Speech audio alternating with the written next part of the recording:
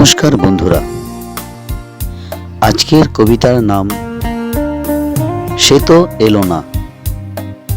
লেখা ও পাঠে গোপাল দাস।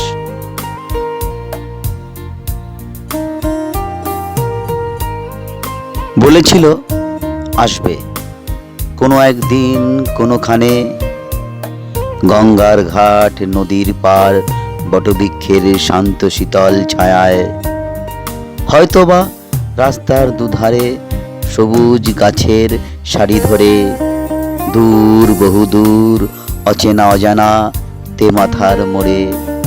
সে তো বলেছিল আসবে, দেখা হবে, কথা হবে, মন মন্দিরে ভালোবাসার অটুট বন্ধন গড়ে উঠবে।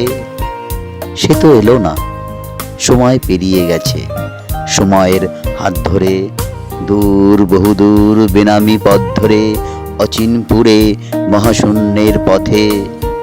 সে তো বলেছিল আসবে কোনো একদিন কোনোখানে, দেখা হবে, কথা হবে, মনে জমে থাকা আবেগ বিনিময়। নমস্কার।